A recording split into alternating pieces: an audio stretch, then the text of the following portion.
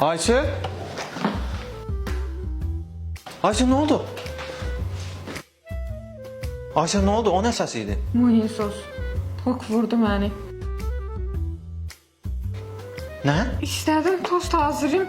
Toka taxan kimi partladı.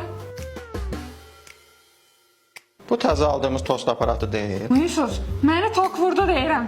Yaxşısan mı deyəcəydin? Biraz narahat olmaya görə. Oldum. Gel biraz otur Özbə, gel. Keç otur.